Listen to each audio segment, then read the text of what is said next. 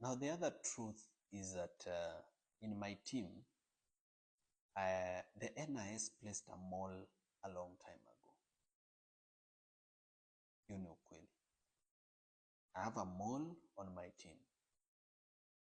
Because when I got an accident in Embo, for me, nilikataza Wakenya, no, don't speculate. Nilikataza Wakenya, hapana, mwache kusema your accident was planned. Accidents happen and this has happened. But later, I realized Kenyans were not wrong to be paranoid or to be suspicious. Kenyans were actually right to be suspicious, and I was wrong not to be suspicious. Because the car that did an accident was not owned by an individual, it's owned by a company. And when you search the CR12 for that company in the register of companies and you check the directors, it's a dead end. The driver is somebody we've looked for, and we've not found him to date. Gari hata iko huko inaitwa ni Mukuruini police station. What is that place? Yes. To date, we've not found the driver. Yeah? Now, when I was arrested, there's a call that was made from this office around this building. And that call was made to DCI that I'm here.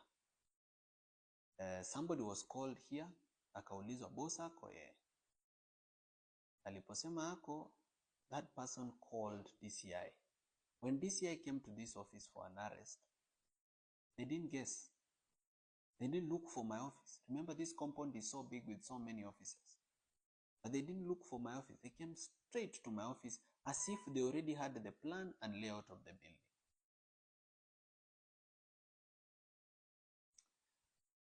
When bombers happened, okay, when I was arrested, this mall was not there. So whenever bad things happen, hakuangi anywhere near. Bombers, this person is a very close person in my team and should have been at Bombers, because kama naenda Bombers na team yangu imenijoin, mbona yeye ana miss na kwake ni karibu na Bombers? Mbona alikuja huku kwa ofisi mahali siko badala aende Bombers mahali ni karibu na hata mahali yeye anaishi? So the NIS placed a person in my team a long time ago. When you research this person's history, you are not able to know which primary school they went to, secondary school. They wiped their profile clean. And the best way to hoodwink Kenyans has been, this person pretends, to criticize the government, to say bad things, to expose projects so that we can trust this person. There's been an attempt to poison my food, and I'm thankful to God that it didn't happen.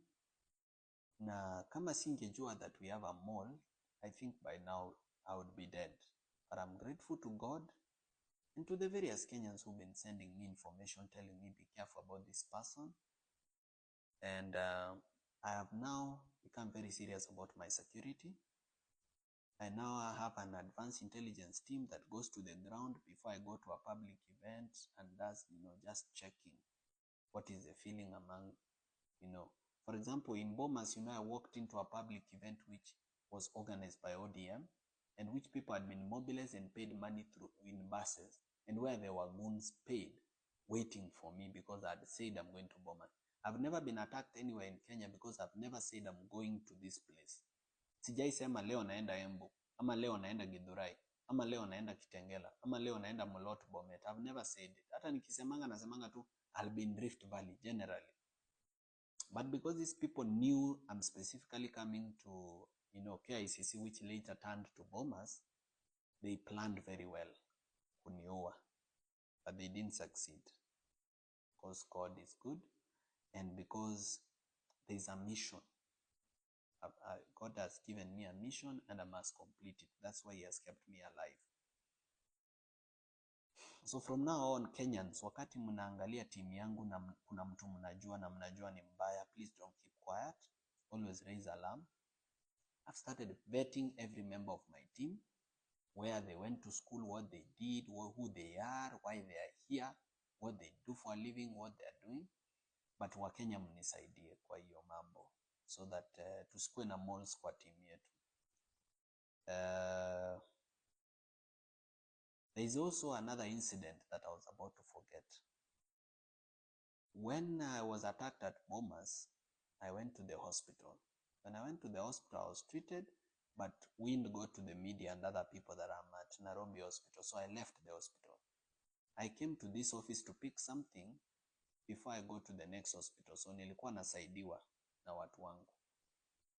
Na nilipofika hapa kwa ofisi, I got information from 3 different sources that I'll be arrested. And the reason I was supposed to be arrested on Friday was the police were looking for someone to blame for what happened at Bomas.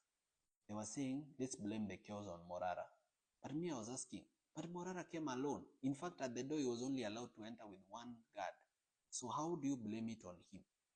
But the police wanted actually to arrest me on Friday and blame the chaos on Bomas on me. So because of that planned arrest, I decided to set a trap for the police. Because I knew they are tracking my phones, I said, nitawacha simu zangu hapa, I'll go without a phone. Let's see whether the police will come. And the police never came. Because their mall, the NIS mall inside my team, told them ameondoka msikuje. This only goes a long way in showing Kenyans that it's no longer business as usual. My life is actually in danger and I need to be more careful than I've been. Now, the reason I had not beefed up my security, some Kenyans have been saying, sasa wewe Morara, kwani unatembea kama Mkenya wa kawaida, kwa nini usibeef up security? Why are you failing? But security is expensive. Security is not cheap. Let's say, hypothetically speaking, let's say you pay one security guard, say 20 or 25,000, for example. Just an example. How many would you need to guard the residents, to guard you? And how will you afford that cost every month? So hapa ndio inafikanga viongozi wananunuliwa na William Ruto ama na some billionaires. You find that somebody is actually being supported by NGOs that have an interest, or foreign governments that have an interest, or some billionaires that have an interest, because you are not able to afford basic security. But mimi nitachangisha Wakenya, kila Mkenya akinitumia 10 bob, 1,000, so moja, 500. I believe I'll be able to beef up my security and it will be well. So whatever you can spare, I'll be really appreciative to Kenyans, whatever they can spare to support me in beefing up my security. But otherwise, me, what I can promise Kenyans ni kwamba siwezi nunuliwa. There are stories of people who say, huyu ni project. Maybe they themselves who are saying huyu ni project, they are the project. Labda wao wenyewe they are project. But I don't think it's fair or good to call someone a project when you don't know them in person, you don't know their history, you don't know where they came from. Me, I come from a family history of fighters, people believe in something, people are principled. So hatufanani, sio sisi wote ununuliwa, sio sisi wote ukuanga project za watu. There are some of us who actually fight for change because we believe in it. So hiyo kitu ya kukua na mall ilini hurt sana. But ndivyo ilivyo. Unajua sikuwa na political experience vizuri, but so unaona I'm gaining and I'm learning quickly. So hata kama nilifanya hiyo makosa ya kuovertrust watu, kuenda mahali bila intelligence, ni ukweli nilifanya makosa and I'm sorry. I apologize to all Kenyans kwamba hapo niliteleza, lakini it will not happen again. I will be more careful this time. And I'll continue fighting for what we believe in together. Sitawahi wa disappoint na sitawahi waachilia. I'll keep doing the Vampire Diaries. I'll keep doing civic education. I'll not stop, because when I stop, the enemy wins, and the enemy should not win.